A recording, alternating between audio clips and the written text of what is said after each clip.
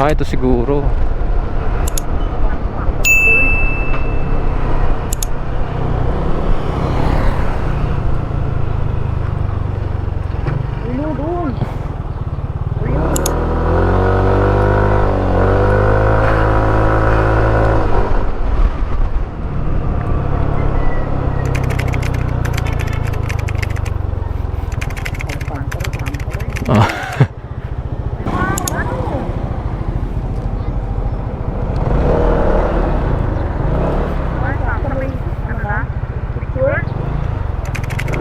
Picture.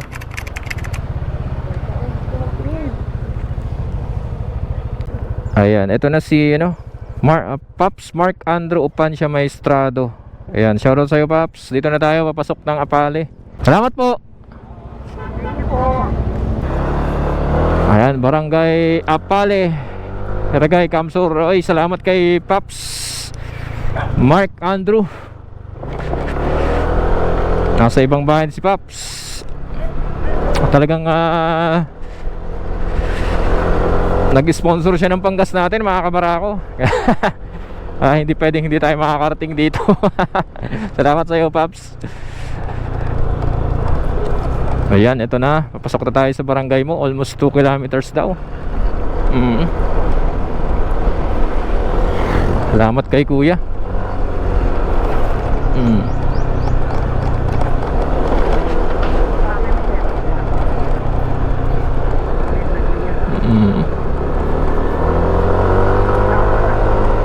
Oo.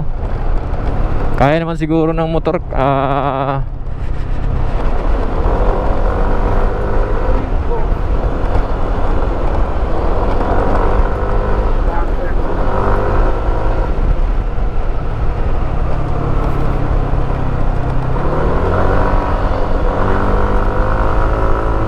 Maganda ang daan.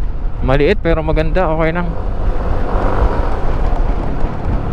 Simentado naman lahat. Problema lang sa mga paloob na kalsada kung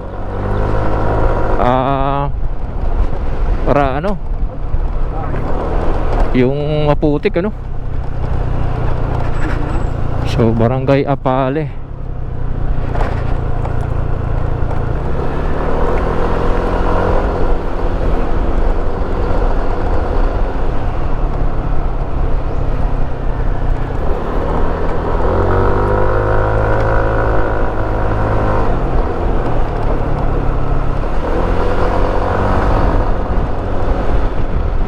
Ganda ng dito, napaka payapa. Yan, Barangay Apale, 3.5 kilometers. Oo, mamaya na, 3.5 kilometers pa, let's go. So Barangay Kali muna, 3.5. Kaya 4 bars pa naman tayo eh. My doggy in the middle.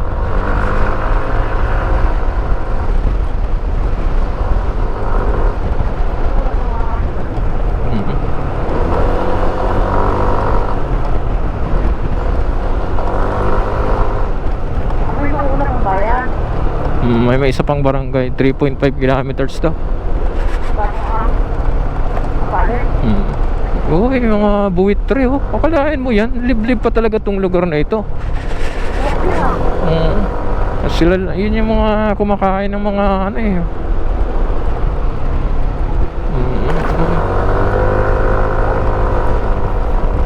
Oo, yung mga namamatay na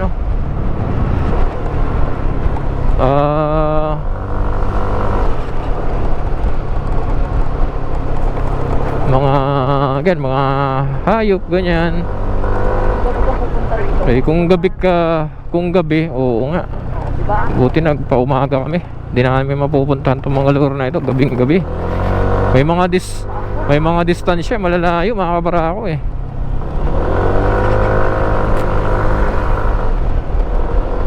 Apale, papunta ba ito na Apale? Prop road eh. Kaya? Ay naman, ano to?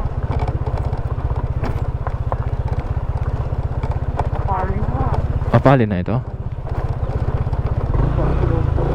Ah, okay. Rough road pala ito sa inyo, Paps.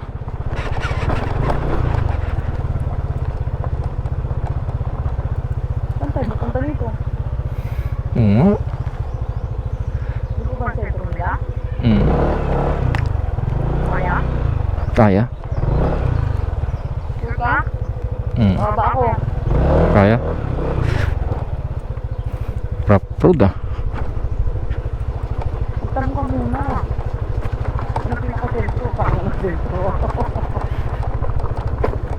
Ayun. Noy, maray na aga. Apali ni Noy? Saan ang sentro nindo? Ini na mismo? Saan ang plaza? Ay, ini ha? Hindi sa puro. Apa? Pispan, malayo? Kaya pa kang motor? Kaya pa? Salamat. Ay, pispan daw. Kasi namin, saan yung mga plaza dito? Oo. Baka, ano yun? Kaya ba galing? Parang pagpunta natin to ng ano, Bagamelon sa Uwi pala. oo, sa Libanan. Pero dito, sementado na. Sementado pa.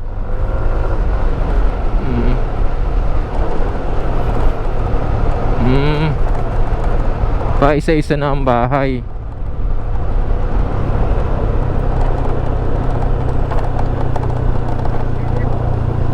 Ay. So ito rough road na. Para mahirapan na ang motor.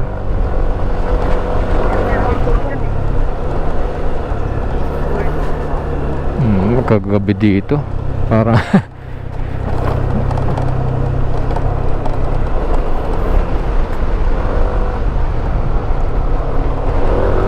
malayo pala.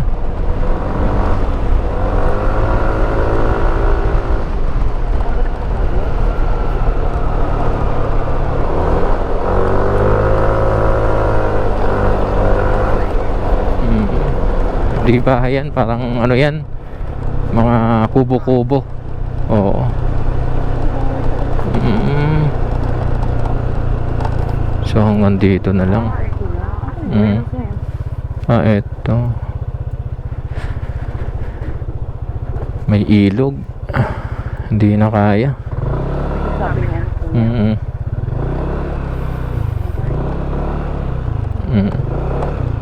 Sabi niya. Oo, rough road na. Pero kaya pa naman ang motor.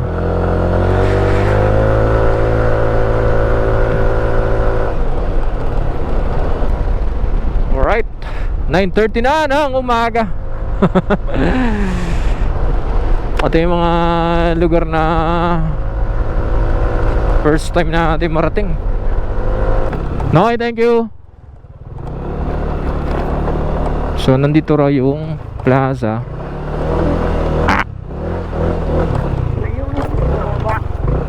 Alin? Picture natin yung plaza.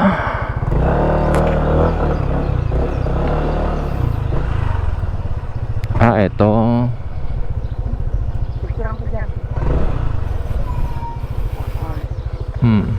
Picture mo na lang. Sige, picture mo na ako. Dito oh. Wala mong skate? Wala mong daan? Wala.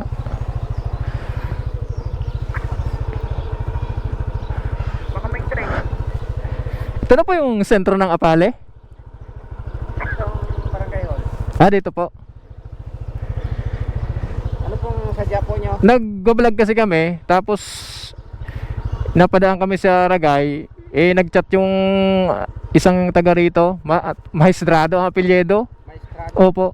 Silipin daw namin yung kasi parang nasa ibang bansa yata siya. Silipin daw yung kaya sumadya po kami. First time namin makapasok dito. Wala ko may nakakita yung ano. Opo. Okay. So palabas na tayo. Balik tayo ng Anday Highway. Uy, itong bandang kanan, Bakit yung kabali? saan kaya to? Barangay Apali pa siguro ito. Sipol talaga. Tingnan natin.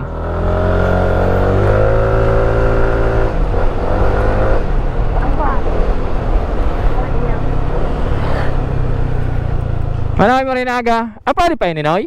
Apali pa? Barangay Apali pa yun eh? Malayo pa po yan? Harapan? Arayo pa, dyan din baga sa may iglesia baga, ang agyan nindo. Ah, pero ang luwas kang Andaya, igdi manggaray.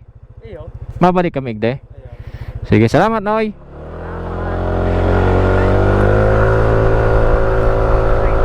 Oo. Natin na ito kasi.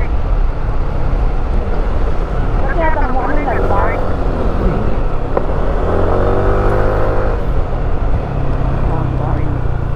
Mm. At least simentado na lahat. Yun oh.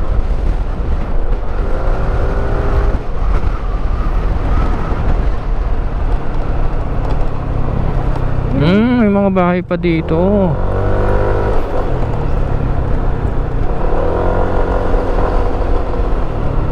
Buti dumaan tayo. Ayun yung simbahan ng iglesia. Okay. So yung daan nung yun. TikTok na ba yan? Oras po namin. Oo, kaya ang daanan pala dito sa may ano.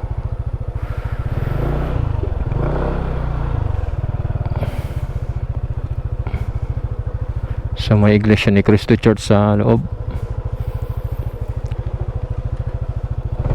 Okay. So ito yung mga dating daanan ng release ng tren ng PNR dati. Bubuhayin ngayon? Oo. Yan. So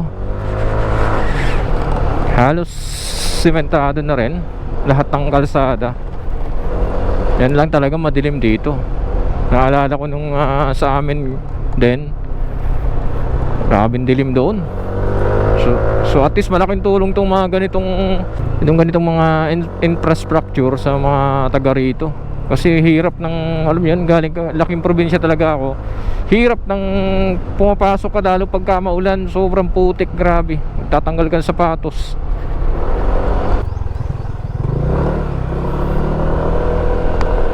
Diretso na tayo palabas.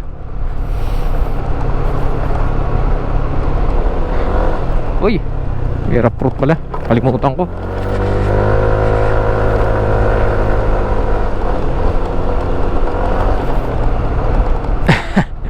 Kaya nagtataka kayo marahil bakit napakatagal ng biyahe namin. Eto, mayroon pang ginagawa oh. Yun.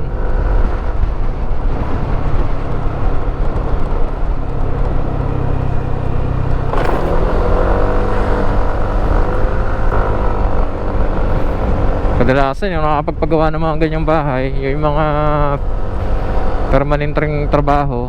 Kaya naman yung mga nasa abroad sa mga ganitong area.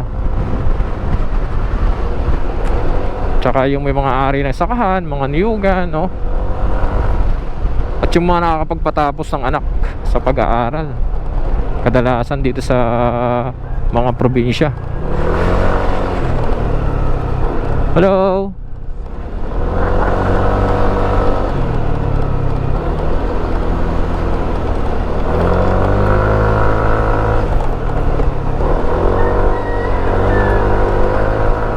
Medyo may distansya ay.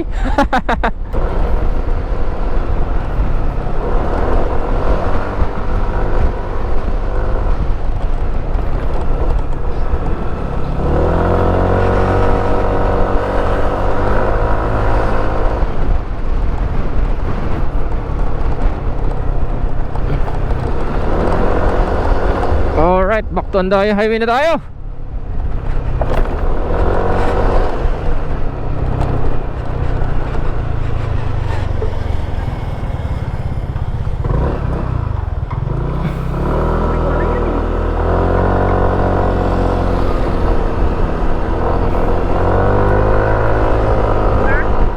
Let's go.